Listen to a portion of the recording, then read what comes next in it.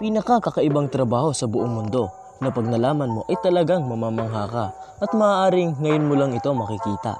Kung bago ka pa lang sa channel na ito ay make sure na i-hit mo ang subscribe button at ang bell notification icon na makikita mo sa ibaba ng video na ito para lagi kang updated sa mga latest video na i-upload natin.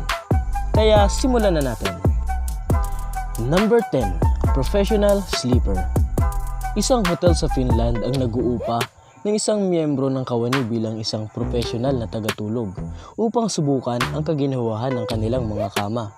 Ang individual ay natutulog sa iba't ibang mga kama sa hotel bawat gabi at nagsusulat ng mga pagsusuri tungkol sa kanilang kasiyahan sa bawat isang kama.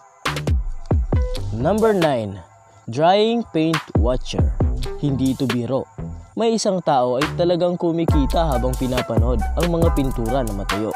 Ang isang tao sa UK ay kasalukuyang may trabaho at ginugugol niya ang kanyang mga araw sa pagpipinta ng mga sheet ng karton upang masubukan kung gaano katagal ang mga bagong panghalo ng pintura na matuyo. At tinitingnan niya ang mga pagbabago sa kulay at texture nito. Number 8. Full-time Netflix viewer. Isipin mo na binabayaran ka upang manood ng TV buong araw. Napakasarap para sa isang maswerteng empleyado na ang pangarap na ito ay magkatotoo para sa kanya. Ang Netflix ay nag-uupa ng isang tao upang panoorin ang lahat ng kanilang mga content bago ito ipakita sa publiko. At ang kanilang papel ay upang suriin at italaga ang bawat programa ng tamang tag na makakatulong sa atin ng mga viewers na makita kung ano talaga mismo ang gusto natin. Maging isang romantikong pelikula, klasikong pelikula o animal TV show. Number 7. Professional Pusher. Ang Japan ay talagang isang masipag na bansa. Tinitiyak nito na ang lahat ng tao ay nakararating sa trabaho sa tamang oras. At yan ang dahilan kung bakit nag-uupa sila ng mga professional pusher.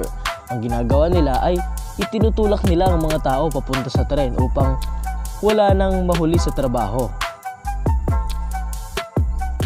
Number 6. Professional Mourner.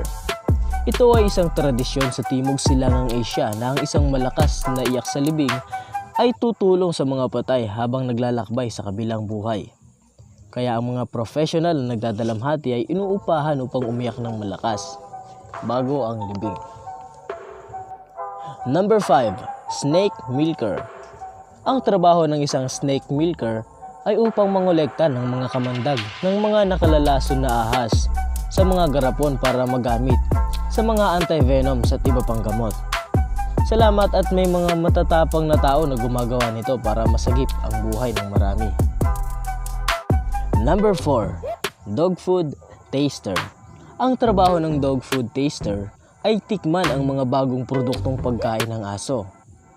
Kabilang ang mga buto, tinned meat at biskwit. Ginagawa nila ito upang subukan ang lasa at texture kung ihahambing sa karibal ng mga brand ng pagkain ng aso at pagkain ng tao. Tasty! Number 3. Odor Judge. Upang masubukan ang pagiging epektibo ng mga bagong produkto, ang mga Amor Judge ay inuupahan upang amuyin ang mga hininga, paa at kilikili ng mga voluntaryo. Sa ganitong paraan ay malalaman nila kung ang mga produkto ba ay epektibo. Number 2. Marmite Tester.